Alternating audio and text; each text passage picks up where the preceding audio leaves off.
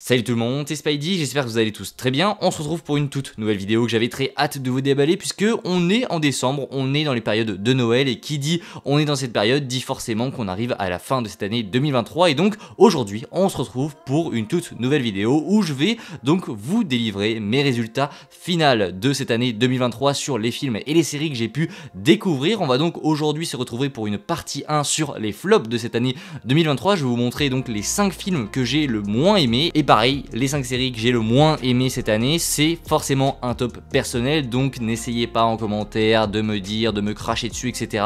Ce n'est que mon avis personnel, n'hésitez pas également à vous, en commentaire, me donner votre top 5 des films et séries que vous avez le moins aimé. Pour la partie 1, ça se passe donc maintenant ici sur cette vidéo. Pour la partie 2, qui sera donc sur les top films et séries, ce sera donc lundi prochain, donc je vous donne rendez-vous même heure du coup lundi prochain sur la chaîne. On parlera donc des meilleurs films de l'année 2023, mais j'ai préféré cette année commencer par les pires films de 2023. On va donc établir un top 5 des pires films tout d'abord et un top 5 des pires séries ensuite. Donc voilà, n'hésitez pas à vous abonner, à liker, partager. Et juste avant que la vidéo commence, j'aimerais d'abord revenir sur les termes que je considère comme mauvais. Mauvais, c'est pas forcément le film qui est le moins bon cinématographiquement parlant. C'est-à-dire que oui, il y a des films qui sont peut-être très mauvais en termes de réalisation, etc. mais que j'ai peut-être plus apprécié que d'autres qui étaient bien mieux réalisés. Mais il y a des films qui par exemple ne m'ont pas plu par rapport à ce que j'attendais ou par rapport à ce que j'aurais aimé voir du coup concernant ces films ou ces séries. Donc voilà, je juge en fonction de ce que j'ai ressenti quand j'ai découvert le film pour la première fois, en fonction de mes critiques, etc., en fonction des autres films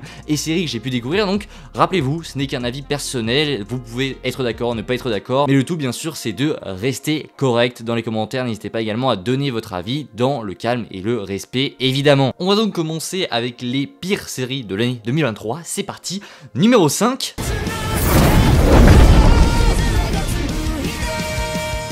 Demon Slayer saison 3 que je n'ai pas vraiment apprécié. Donc Demon Slayer, pour ceux qui ne connaissent pas forcément, alors c'est un top 5, je veux pas dire que c'est catastrophique, mais c'est une saison que j'ai beaucoup moins appréciée et j'ai été vraiment déçu par rapport à ce que j'attendais. Du coup Demon Slayer, pour ceux qui savent pas, c'est un animé, un très grand animé que j'aime beaucoup. C'est le seul animé qui sera dans cette liste, que ce soit pour les films ou les séries, et dans les tops ou les flops, mais du coup ce sera le seul animé, c'est Demon Slayer saison 3 que je n'ai pas vraiment apprécié. J'ai trouvé que c'était une saison bien en dessous de ce que Ufotable nous avait proposé lors de la saison 1 et de la saison 2. Je trouve que là vraiment on a régressé d'un niveau, les épisodes se suivent très mal, je trouve, c'est très mal cuté. L'animation par contre est toujours très belle, mais voilà, j'ai vraiment été déçu de la tournure qu'a pris cette saison. J'ai trouvé très longue également, donc c'est pour ça qu'elle se retrouve à la 5ème position de ces flops au niveau des séries. Numéro 4. Once a rebel, always a rebel.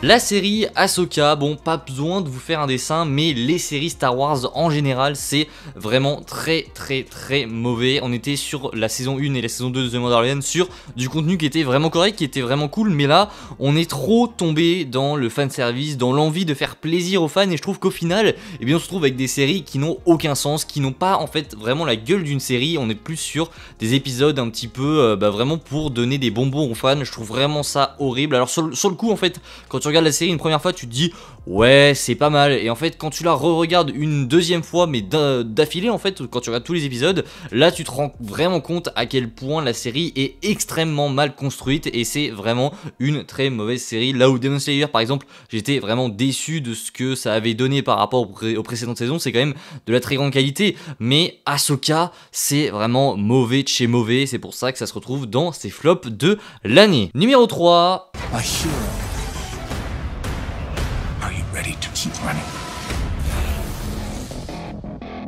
The Flash, saison 9. Alors The Flash, c'est une grande histoire entre The Flash et moi. Je suis cette série depuis que je suis tout petit et The Flash saison 9, je l'ai mis dans ces flops puisque j'attendais pour une fois cette saison de The Flash, tout simplement puisque c'était la dernière avant de conclure donc cette série avec Grant Gustin, et j'attendais vraiment pas mal de choses, sachant que The Flash c'est quand même une série qui a duré dans le temps, ça fait extrêmement longtemps qu'elle existe, et je m'attendais pour cette saison finale à avoir quelque chose d'épique, à avoir quelque chose d'émotionnel, et au final pas vraiment. On a vraiment été été chercher des choses qui n'avaient pas de sens concernant certains épisodes. Je trouve que ça met, déjà la saison met vraiment beaucoup de temps à penser. Je trouve que carrément la moitié de la saison est à supprimer. Pour une dernière saison, c'est limite honteux qu'on ait des épisodes comme ça en fait.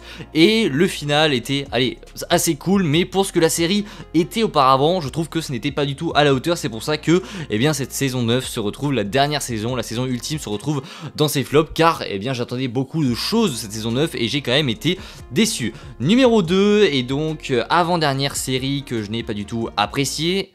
This is the way.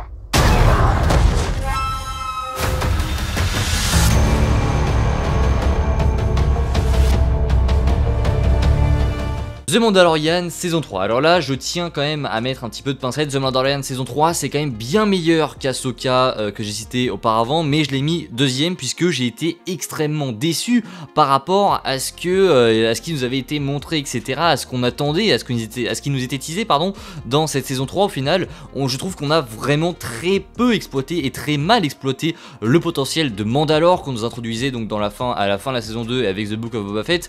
Je trouve que ouais, au final, on l'exploite très mal et ça donne une saison qui est vraiment très étrange. Alors c'est pas non plus horrible, c'est regardable, mais vraiment j'ai été extrêmement déçu par rapport à ce que j'attendais. Donc The Mandalorian saison 3, c'est dans les flops. Et enfin la première série, la série qui m'a le plus déçu, que j'ai le moins aimé de cette année. One last fight.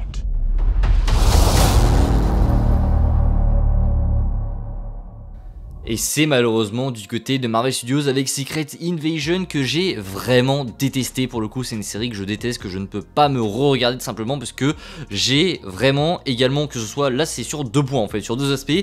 J'ai été déçu par rapport aux comics puisque les comics sont incroyables, c'est un arc hyper important dans le MCU et là on a eu une série mais horrible. J'ai même plus trop envie d'en parler puisque eh bien on s'est retrouvé avec une série qui de 1 exploite très mal le comics de base et de 2 est extrêmement mauvaise. Nick Fury est extrêmement nul, extrêmement mal écrit. On a l'impression que en fait c'est juste un gars random qui ne fait rien de sa vie et qui essaye d'arrêter les Skrulls mais qui en fait n'a rien en fait. Il n'a pas un coup d'avance, il n'a plus un coup d'avance, ce n'est pas Nick Fury. Je suis désolé, ce n'est plus Nick Fury, ils ont tué Nick Fury et pour moi cette série Secret Invasion, il y a tout qui est à refaire. Si je pouvais tout refaire, si je pourrais reprendre des choses de Secret Invasion, je reprendrais tout et c'est ça qui est dommage, c'est d'avoir raté un arc aussi important dans le MCU. Donc au niveau des séries, pour résumer mon top 5 des flops de l'année, on a en 5ème position Demon Slayer saison 3, en 4ème position Ahsoka, en 3ème position The Flash saison 9, en 2ème position The Mandalorian saison 3 et en 1ère position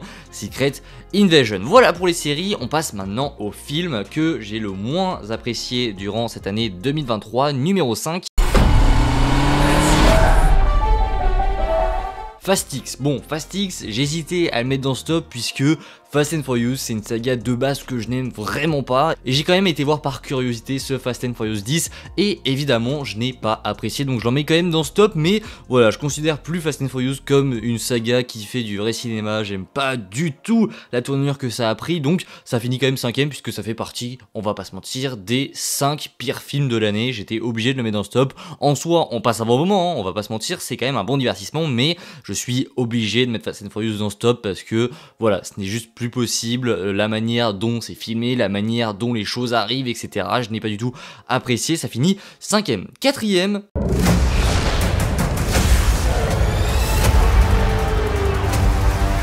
Shazam 2 qui pour moi est un film qui représente parfaitement ce qui est en train de se passer avec le genre super-héroïque en ce moment, c'est-à-dire un film qui a bidé. Je l'ai pas mis là parce qu'il a bidé puisque tout simplement c'est un film mauvais en soi, le film a bidé, mais je pense qu'il méritait de bider puisque le film est mauvais, mais en plus je trouve que maintenant on est arrivé en 2023, on est en fin 2023 où on arrive dans une période où les gens sont en train de se fatiguer, un petit peu se lasser du genre super-héroïque et c'est le genre de film de super-héros que je ne peux plus me voir. Je pense qu'il s'agit de la même chose pour le grand public, mais pour ce qui était de mon expérience, je suis sorti de Shazam 2, je me suis dit, attendez, j'ai regardé un film totalement osef où j'ai vu un film de super-héros où tout est prévisible à la minute près, où je n'ai vraiment rien appris, je n'ai ressenti aucune émotion, c'était plat, c'était très moyen au niveau des CGI parfois, et donc je me suis demandé, mais attendez, mais pourquoi j'ai dépensé 8,70€ pour aller voir ce film? C'est vraiment quelque chose qui est bien encore plus d'actualité aujourd'hui avec ce qui se passe autour des super-héros, et donc je pense qu'il faut essayer maintenant de se démarquer et d'arrêter de faire des films aussi lambda. Donc voilà ce que j'ai pensé de Shazam 2. En troisième position,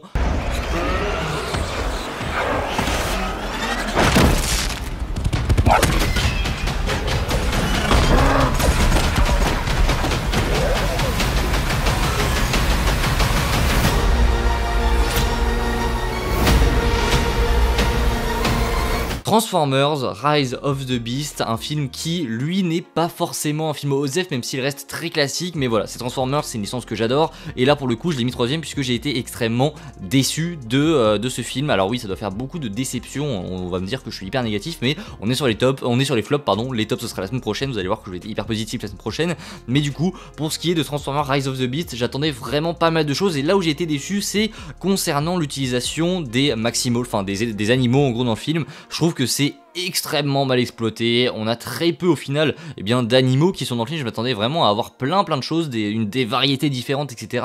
Et on suit juste en gros une équipe bis des Autobots avec toujours un design que je n'aime pas du tout concernant les Autobots, une VF horrible, n'allez pas voir ce film en VF, je déteste la VF, que ce soit même pour le Star Talon qui est présent dedans ou juste pour la VF des autres personnages que je n'aime pas du tout. Alors la VF c'est autre chose, mais voilà, au niveau du film il est pas mauvais, mais j'ai trouvé trop classique et j'ai été déçu comme je vous l'ai dit par rapport à mes attentes. Numéro 2.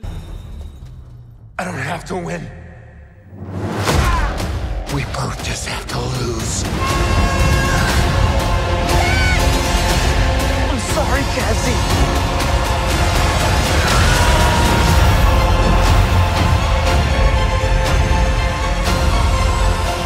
Ant-Man et la Guêpe, Quantumania, le seul film Marvel qui sera donc présent dans ces flops. On a eu donc Secret Invasion, c'est dommage, il y a deux flops concernant Marvel du coup. The Marvels n'est pas présent dans ces flops puisque comme je vous l'ai dit, The Marvels n'est pas un mauvais film en soi, c'est un film qui est regardable, c'est un film qui est, voilà, OSEF, mais qui, voilà, c'est un film du MCU qui essaye un petit peu de se démarquer avec des choses intéressantes. Malheureusement elle va pas à fond, donc enfin le film ne va pas à fond dans ce qu'il essaye de faire, mais on se retrouve avec Ant-Man et la Guêpe Quantumania que j'ai mis en deuxième position. J'ai vraiment hésité entre j'ai vraiment hésité à le mettre soit deuxième soit premier de ces flops, mais du coup je l'ai mis deuxième pour laisser la place au premier film qui va se faire défoncer. Vous en doutez, je pense que beaucoup auront deviné quel film sera premier, mais du coup pour ce qui est d'Ant-Man et la Guêpe Quantumania, vous savez ce qui m'a le plus déçu, c'est Kang évidemment. Et en fait ce qui est vraiment dérangeant c'est Kang, parce que le film Ant-Man en soi est pas mauvais, c'est un bon film du MCU, et ce qui m'a vraiment déçu, ce qui a vraiment fait chuter mon estime de très haut, c'est Kang, puisque si en soi on te met un méchant, allez, un petit peu plus random que Kang on va dire, le film est vraiment pas mauvais, il propose des choses assez intéressantes et le film est vraiment très cool je trouve. Mais ce qui est dommage c'est que en fait on t'a tellement teasé de choses par rapport à Kang en te montrant des bandes annonces hyper épiques en te disant oui, il va y avoir des révélations de malades concernant Kang, enfin bref, on t'a tellement hypé le personnage que tu te dis quand tu vas voir Ant-Man et la Guêpe Quantumania, là je vais voir le futur Thanos. Au final c'est pas du tout ça et j'ai vraiment été déçu de Kang, vraiment, et je pense que je suis pas seul, je pense que tout le monde a été déçu de Kang. Est-ce qu'il y a des personnes, ça m'intéresse énormément de savoir tout ça, est-ce qu'il y a des personnes qui en commentaire, manifestez-vous, ont apprécié le Kang de Ant-Man et la Guêpe Quantumania? Personnellement pas du tout, mais n'hésitez pas à me faire vos retours si vous l'avez apprécié ou pas, enfin j'en sais rien, mais voilà, j'ai été très déçu d'Ant-Man et la Guêpe Quantumania, dites-moi si c'est pour vous la même chose. Mais voilà, je vous l'ai dit, c'est un film qui n'est pas mauvais, mais qui, pour la déception que j'ai envers le personnage de Kang, eh bien se retrouve à la deuxième position des flops. Et enfin on termine cette vidéo avec le film que j'ai le moins apprécié, par lequel j'ai été pour le coup le plus déçu, puisque en soi les films de cette liste ne sont pas forcément mauvais pour tous, hein. Il y en a qui sont mauvais pour le coup, mais il y a des films principalement qui m'ont extrêmement déçu, comme le premier de cette liste, numéro 1.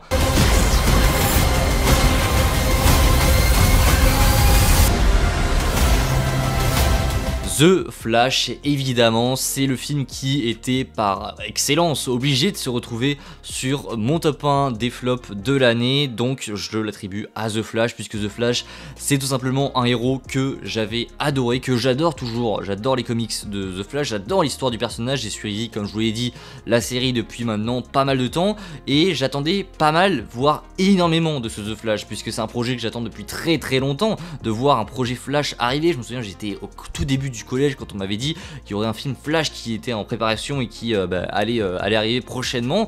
Au final aujourd'hui je suis en train de passer mon bac et il est arrivé cette année, donc Voilà, c'est pour moi ma plus grosse déception par rapport à ce que j'attendais, puisque de 1, le film n'est pas exceptionnel, et de 2, les CGI, mon dieu, j'ai rarement vu ça. Quand je regarde des films qui sont sortis en 2012, la dernière fois je regardais The Amazing Spider-Man 2, qui est sorti il y a extrêmement longtemps, je crois qu'il est sorti en 2014, et je me disais, mais attendez, la CGI est parfaite, c'est dingue en fait de voir à quel point les films comme The Flash on fait un bond en arrière dans le niveau qu'on nous propose en termes de CGI par rapport à des films qui sont sortis il y a des années. Ça montre à quel point l'évolution est mauvaise en ce moment, et c'est pas que pour The Flash, je parle pour The Flash, mais pour plein d'autres projets, que ce soit chez Marvel, mais pas que. Il y a des projets Star Wars qui sont extrêmement moches parfois. Voilà, je vais pas revenir plus longtemps sur The Flash, c'est une déception, ma critique est disponible, mais en tout cas, voilà pour ce qui était de mes flops de l'année 2023. En termes de série, la pire série donc de l'année pour moi, c'est Secret Invasion, et le pire film de l'année pour moi, c'est The Flash. N'hésitez pas également vous en commentaire à me dire ce que vous pensez de tout ça, à vous abonner, à liker et à partager, et moi je n'ai plus qu'à vous dire à la prochaine, c'était Spidey, prenez soin de vous, salut tout le monde.